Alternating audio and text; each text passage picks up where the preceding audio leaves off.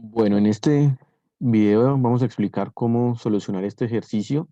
Nos están pidiendo el voltaje para todo el tiempo de esta resistencia. También nos están pidiendo hallar el voltaje de Thevenin y la resistencia de Thevenin o la impedancia de Thevenin. Este ejercicio nos toca obviamente pasarlo a fasores para poder analizarlo y llegar a una respuesta para todo el tiempo. Entonces, lo primero que tenemos que hacer es pasar los capacitores, las resistencias y la bobina, pasarlo a impedancias. La fórmula para pasar un capacitor a impedancia es menos J sobre omega C, donde C pues es la capacitancia del capacitor. La bobina es J por omega por L. L, la inductancia de la bobina. Bueno, acá aplicamos lo que acabé de decir, aplicamos fórmulas y hallamos las, las nuevas impedancias. Aquí ya tenemos el ejercicio con todo en impedancias. Es un ejercicio que se puede simplificar. Acá tenemos dos impedancias en serie, acá también dos en serie, acá estas dos en serie. Vamos a simplificarlo. Hay una fuente de corriente dependiente, depende de una corriente que va bajando por acá. La fuente La fuente también la transformamos, queda 10 a un ángulo de 30 grados. 10 es el que acompaña el coseno y 30 es el que acompaña lo que está dentro de paréntesis, que sería el argumento del coseno. Entonces, de esta forma queda todo como si fuera impedancias y vamos a empezar a trabajar de esto. Entonces, vamos a reescribir el circuito. Lo reescribimos en esta forma porque se podía simplificar.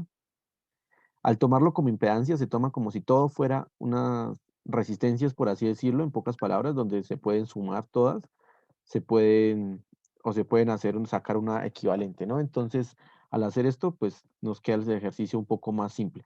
Ahora, tenemos que hallar el voltaje para todo el tiempo de esta resistencia de 5 y pues también tenemos que hallar el voltaje de Thevenin y la R de Thevenin en estos puntos A y B.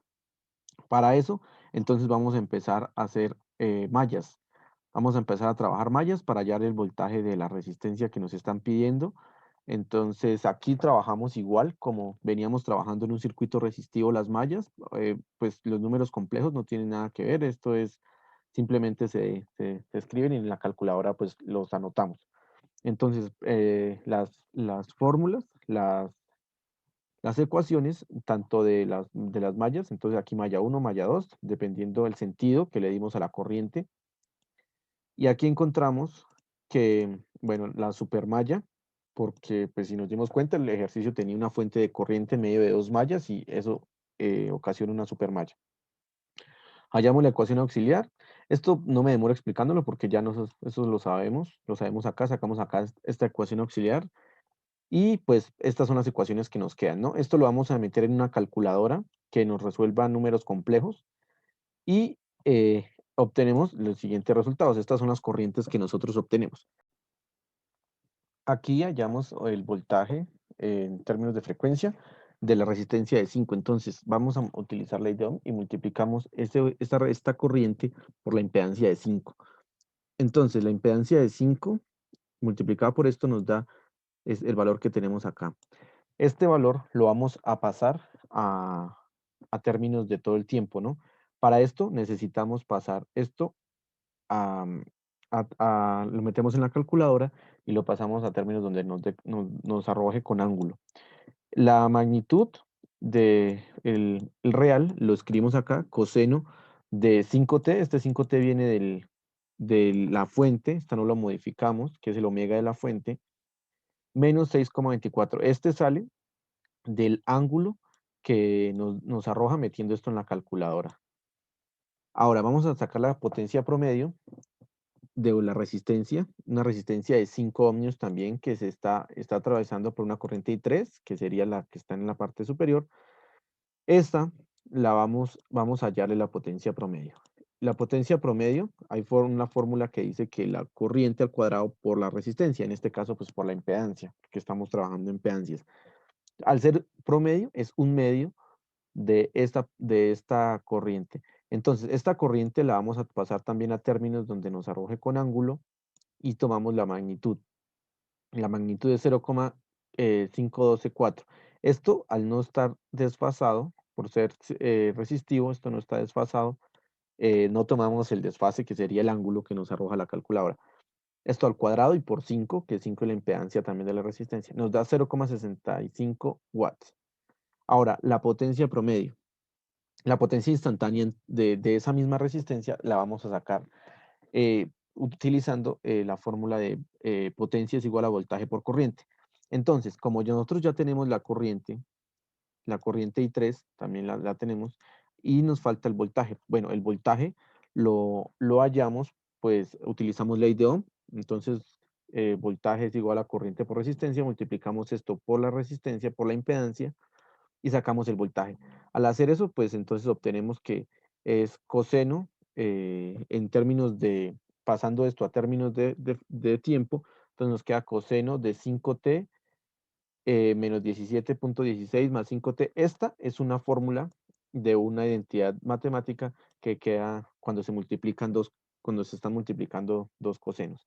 Entonces esto ya es fórmula matemática, aplicamos y simplificamos fórmula matemática y nos queda que la potencia para todo el tiempo, la potencia instantánea es de 0,65 más 0,656 coseno de 5t menos 34,32.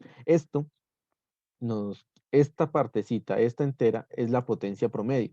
También se podía hallar de esta forma. Y si nos damos cuenta, nos dio igual que la anterior que habíamos hallado. Entonces, eso nos confirma que nos quedó bien el ejercicio porque las dos nos dio igual. Podíamos haberlo hallado de esta forma y nos ahorramos este paso, pero pues es mejor explicarlo todo.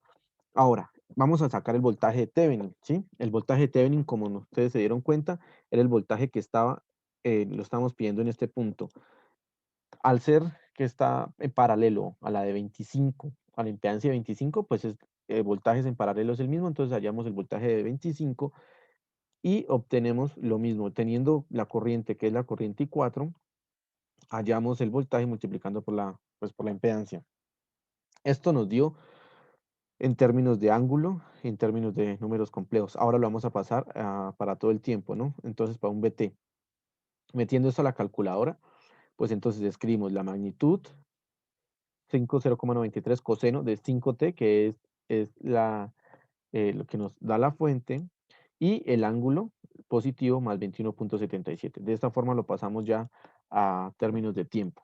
Listo, ahora vamos a sacar la Z de Thevenin, o pues, sí, Z de Thevenin porque estamos manejando impedancias. Planteamos lo mismo, bueno, lo único es que las fuentes de voltaje se ponen en cortocircuito y si tuviéramos fuentes de corriente independientes, las abríamos el circuito. En nuestro caso no, porque tenemos es una fuente de corriente dependiente. Para esto, entonces, para sacar la Z de Thevenin necesitamos excitar el circuito en la parte donde nosotros queremos y pues calculamos igual mallas como si fuera un ejercicio normal. Acá, allá la corriente, tenemos corriente que vamos a hallar y el voltaje, pues sacamos la resistencia o la impedancia que es esto. Entonces, pues acá planteamos las ecuaciones de las mallas, malla 1, malla 2, supermalla, malla 3, ecuación auxiliar y todo eso. Entonces, la corriente, como les dije, que nos interesaba es la I5, que nos dio este valor que tenemos acá. Ahora, vamos a hallar la Z de Thevenin. Pues ya les dije, esto lo dividimos, 1 dividido en este valor para sacar la Z de Thevenin y nos da, aquí como lo muestra, y nos da que la Z de Thevenin es menos 9,030 menos 1,90 J.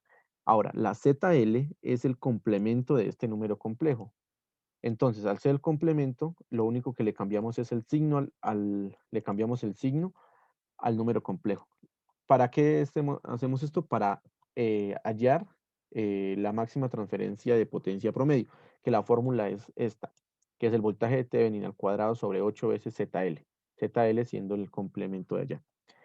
Aplicamos esta fórmula con los valores que ya teníamos el voltaje Thevenin que ya lo habíamos hallado, tenemos la ZL, que la acabamos de hallar, y hallamos el valor de la máxima transferencia de potencia promedio, que es esta. En cualquiera de los dos términos la tenemos. Ahora, la representación del voltaje de Thevenin con la Z de Thevenin y la ZL queda de la siguiente manera, donde acá está el voltaje de Thevenin, esta vendría siendo la Z de Thevenin y esta es la ZL. Entonces, esta es la representación final de lo que hallamos, tanto de voltaje de Thevenin, resistencia de Thevenin, Z de Thevenin y la ZL. Y eso era todo del ejercicio.